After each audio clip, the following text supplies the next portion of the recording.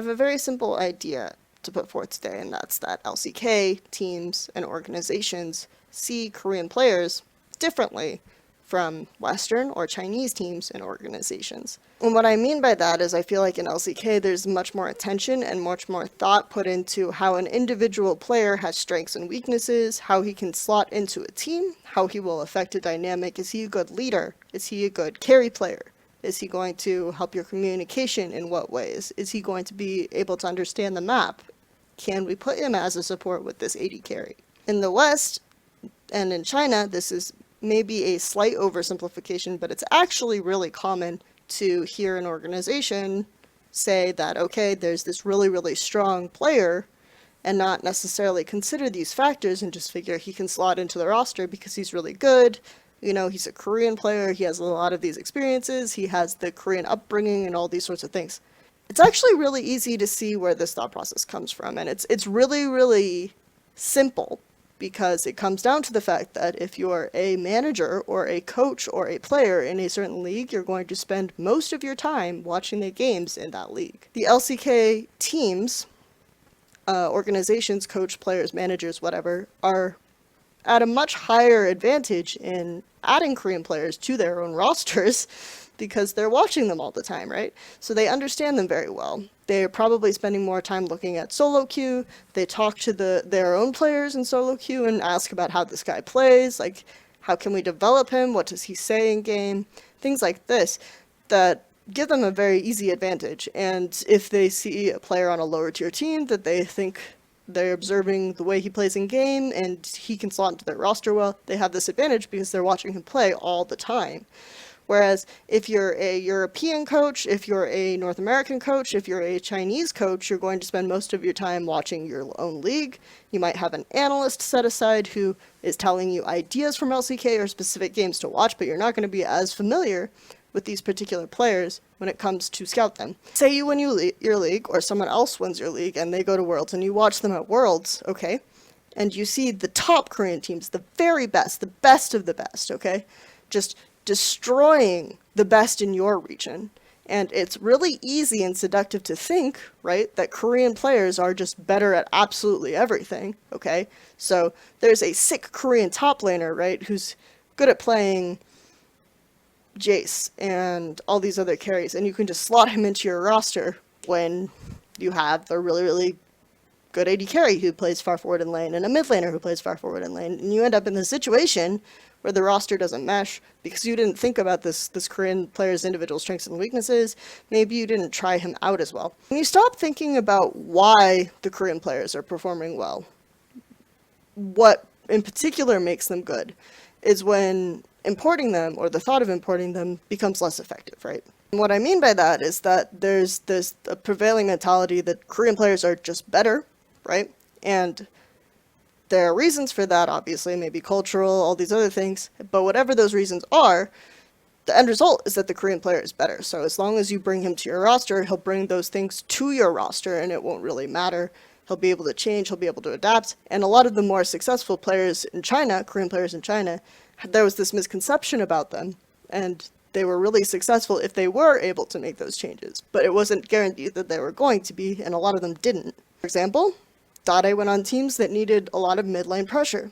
He's never going to be a really, really strong 1v1 mid laner. He never really was. That wasn't his goal, so he was put on these teams that just lost pressure in all lanes. Did really poorly. Like, he had a few games where he had the sick team fight clutch ability and all this sort of thing, but it didn't work out. He didn't play well, he didn't play to the roster specifications, he couldn't change his playstyle, things like this. So you need to be mindful of the type of player that you're importing when you're importing them, because Korean players, just like Western players, just like Chinese players, just like LMS players, they have their strengths and weaknesses, their specific skill sets that you have to consider and try out and actually interview for. Because remember, right, there are also these lower tier LCK teams that can't quite get it either. For example, the Jin last year that came to IM San Jose and lost to the CLG, and both rosters were cobbled together recently, but CLG came out on top. Longju roster that was terrible in LCK all year, right? They came to IM Oakland and got destroyed by Flashwolves, a team that couldn't even get out of their group, and lost to IMA with a weird roster swap. we don't often get to see these lower tier Korean teams play, so it's really easy to just get this idea that these best Korean players are, and these best Korean teams are representative of the entire region. That there is this infinite wealth of just like really strong Korean players that you can pluck from out of thin air and add them to your team, and they'll automatically make your team better. If they're high on Korean solo queue, they'll make your team better. If they're sick Korean players from this Korean farm that produces... It sounds like really weird that I'm saying this, but you'd be surprised, okay? You'd really be surprised. You'd say, but Kelsey, certainly we can trust the Western and the Chinese and the LMS teams to do good scouting and to consider these factors well before they just sign players, right? Certainly, I am exaggerating, and this mentality can't possibly exist. There are certain agents of Korean players that talk to organizations, just names of players, right? And so these names of players will circulate, and people will ask around in the scene, okay? And sometimes they won't even ask around in the scene. They'll just look in the Korean ladder and they say, this guy looks good, let's sign him, let's go.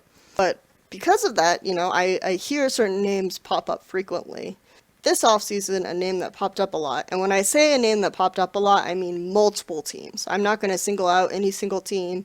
I'm not going to say whether the team that I'm talking about is Chinese, North American, or European, but I heard Tucson pop up as a possibility a lot. So I figured there's like the same player agent who's kind of peddling Tucson to an extent. And part of the reason why is that Tucson, I guess, is really high on the Korean ladder right now. He hasn't played in a year. And if you guys remember Tucson, you know that he not only blessed us with Aurelia support, but Fizz jungle in competitive play. And that's like his claim to fame, right? So, but Tucson is a name that gets brought up suddenly a lot in off-season. And I'm not sure why. Not even clear to me at all. It's like they look at the Korean ladder, they hear this name, and they think, oh, that's good, that works. You need to understand when you see a name on the Korean ladder, you need to ask yourself, why isn't this guy picked up or signed to a Korean organization, right? Sometimes they will be. They'll be in like the farm teams, things like this. So that's something to look into. But you need to ask yourself, why isn't this particular player on a team in Korea? Right? If he's so high on the Korean ladder, why hasn't he been signed yet? Why is he just laying around? Because, as we've already discussed, the Korean organizations, the Korean teams, the Korean players, the Korean managers, the Korean coaches are going to be much more familiar with their own scene than you. So why hasn't this player been signed? Don't just sign these kinds of players. Think about what they're doing.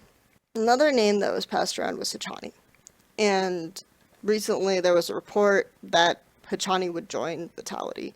And I saw a lot of Reddit comments along the lines of, well, Hachani was actually much better this year. He's really sick. He'd probably be a top support in Europe. I went back and I watched some Hachani games. The first game I pulled up was Samsung versus KT in the Gauntlet final.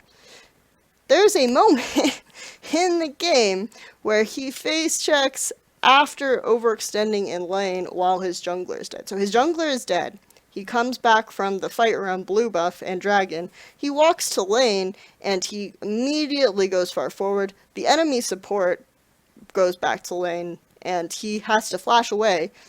Not like 5 seconds later, he walks into the bot lane blue side tri-bush, face checks and dies because ambition kills him.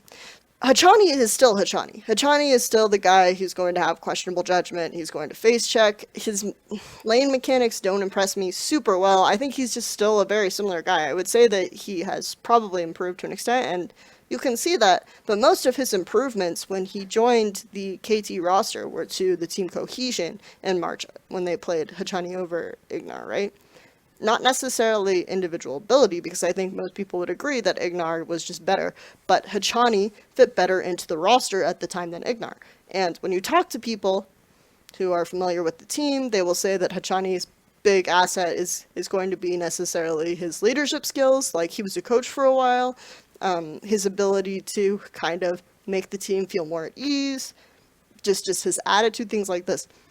These sorts of assets aren't necessarily going to translate into an English-speaking team if you import him. So what you're getting is this guy who overextends in lane, who questionably face checks, and then has a good attitude, maybe is a good leader, but is going to be really hard to translate that if he doesn't speak English, which so far I've seen no indication that Hachani speaks English. Maybe he has perfect, beautiful English, but at the same time, this is not necessarily considering what are allegedly Hachani's strengths and weaknesses when you're adding him to a roster. So I think that this is going to be a problem when you compare him to someone like Kasing, who I think is actually pretty mechanically talented, and he has really good understanding of where to place wards. He bears a lot of the burden for placing the wards on his team, so I think that these are things that are not necessarily one-to-one, and that kind of ability, if he's trying to take those reins from Kasing himself, right, and he's going to bear the burden of placing a large percentage of Vitality's wards, he's going to get in a lot of trouble with the face checks and having questionable pathing sometimes, things like this. So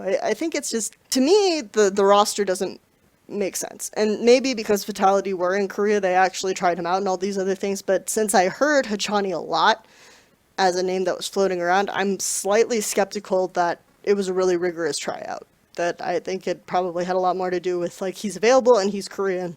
And last season it was Mighty Bear also, whose name got thrown around a lot. Like, a lot of people asked me about Mighty Bear when people were considering building rosters. So I just kind of, I have to feel that this is definitely like the product of someone passing around the same names, the same considerations. And there's definitely this overwhelming idea, not just from teams, but from Reddit, the sentiment that's like, okay, Korean supports are just better, that when all else fails, we can pick up a sick Korean support and it's fine. And part of this comes from, again, you're not watching the lower tier teams, but just consider this. Core JJ was the support on Samsung Galaxy, a team that went to the final of the World Championship, okay? Core JJ. Does that speak to you of this overwhelming pool of Korean support talent that's growing on trees? Like, I think that there are a lot of really sick Korean supports. Like, I think Gorilla's really good, all these other things. And Core JJ is actually might even be better than Gorilla in lane. Like, I thought Core JJ was probably the best laning support in the top 4, but that didn't mean that he was like a sick support, and he had just transitioned to the role, like, just barely, right? And Gorilla is a great support. Like, you know, you've had Peekaboo, but he hasn't even played for a year, so he's still a questionable pickup on my mind.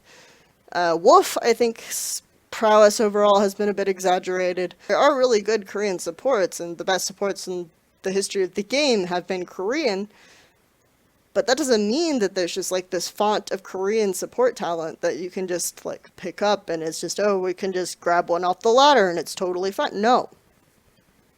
That's not how it works. There are a lot of teams in LSPL, for example, that have just taken Korean players off the ladder, and they might have been one tricks, right?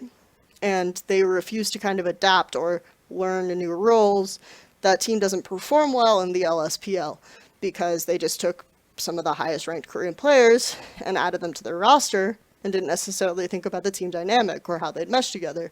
So I mean, doing well in Korean solo queue doesn't necessarily ensure success. Do you know who was ranked number 1 on the Korean solo queue ladder for a good chunk of time leading up to the World Championship? So not right before the World Championship, because he dropped to like 4 or 3 or something for a while when he was boot camping.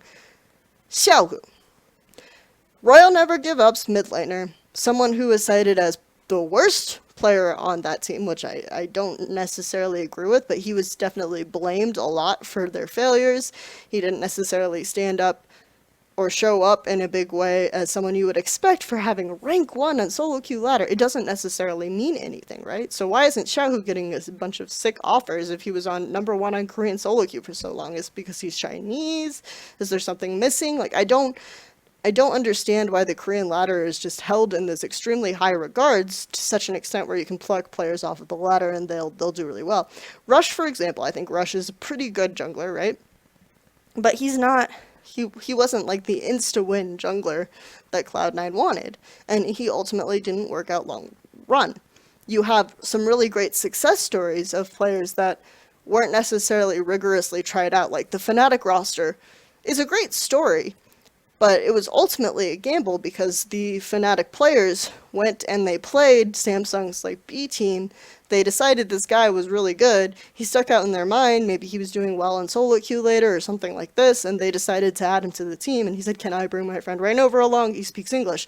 And those players ended up being really, really good, but that doesn't always happen. And again, he was already in a Samsung farm roster. But my main point I'm trying to make here is not don't import. I think you can import its grades. Just be aware that you're at a disadvantage when you're importing Korean players to Korean teams and they're not going to work as well instantly just by the fact that they're Korean on your roster. And so you really need to consider that factor before you make the decision. You definitely need to do tryouts and things like that. Look at what the top LCK teams are doing right now rather than bringing up and developing talent. They brought up and developed talent for so long because it was kind of bleeding to other places, but now that some of it is coming back, they're consolidating it and on some of the top teams and the top organizations, okay? You've got the KT roster, you've got SKT.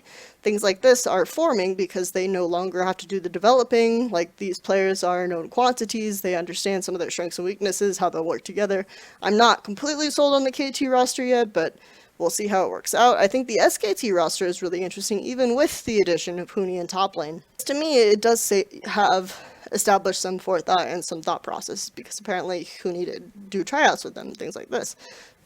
It's fairly simple. Like, okay, you're replacing Bengi, because Bengi wasn't something that was working out long term. It was an inconsistent pickup, but what Bengi actually does in the jungle is not Camp Faker's lane, okay? What Bengi actually does is he matches the enemy jungler. So he will start in a position and he'll move across the map and he'll place wards to a position where you know where the enemy jungler is. This allows Faker to play far forward in lane and do what Faker does, which is like sometimes overextend and just really bully his lane opponent, place a lot of pressure there. What does Peanut do? Well, what Peanut likes to do, okay, is he likes to snowball his top lane, and then he uses the pressure from that to invade the enemy jungle, to find the enemy jungler, and to have skirmishes, to duel the enemy jungler, or to just have sight of him in general, punish him, these sorts of things. So it's a similar matter where the end result is just knowing where the enemy jungler is, which is all Faker really wants, okay, out of his junglers, to know where the opponent jungler is. However, to really do that, Peanut relied a lot on having a top laner that he could snowball. Huni is a top laner that is really accustomed to getting a lot of jungle attention, is really going to play aggressively, is going to try to push out his lane advantages if you gank for him. This relationship is not dissimilar to the relationship that Peanut had with Smeb. And you can see where it kind of comes from, because Smeb and Reignover played together, had a good relationship.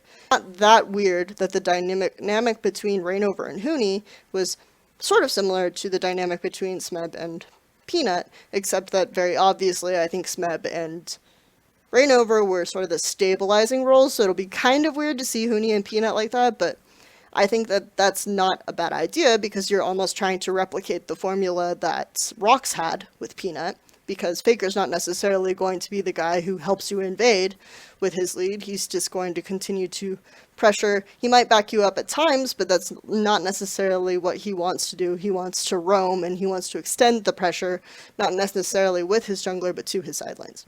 So I thought that this was a move that actually, I mean, it has some thought process to it, and allegedly, according to the information, when he was signed, Huni was tried out extensively, things like this. So to me, you're looking at the way that people are building these big name Korean rosters, and you're saying that this has some mindfulness approach to it. They're actually considering the players' strengths and weaknesses. They're not just plugging and playing top players on the Korean solo queue ladder. You might think I'm insane, but it's definitely a sentiment that exists, not just on Reddit, but within organizations itself, that just looking at the Korean ladder is going to be good enough, okay? But I'm telling you right now that the Korean ladder is not a substitute for doing your job. And if you don't know a lot about the Korean player, then try him out. You have time. I know that there are time restrictions, and maybe you can't afford the tryout, all these things like that, but if you can't afford the tryout, then look for options domestically that you already know about, because you're familiar with your region, because your players have played with people in solo queue. It's going to be a similar risk for you, okay? Unless you've watched a ton of LCK, it's going to be a similar scenario where you're banking on someone that you don't really know and you're not 100% sure on. You can still have great success stories with domestic rookies. Vin is a great success story. Perks is a great success story. Some neat Chinese rookies coming up. I don't think that you can say that there's a higher rate of success with Korean players picked from the ladder than there is from domestic players picked from the ladder. I don't necessarily think that that is the case yet, or that we can demonstrably prove it, because we've had a lot of really, really bad non-success stories. Just something to consider. Don't think of Korean players as different from domestic players. Still scout them. Still consider their strengths and weaknesses. And happy roster building. Hey, thanks for watching the video. I hope you enjoyed it. I'm not sure how long I'm going to be doing videos on this channel, but go ahead and subscribe anyway if you're enjoying the content. I'm really happy and thankful that my subscriber count went up from 400 to 1,000 in 5 days, so that's really cool, and thank you so much, guys.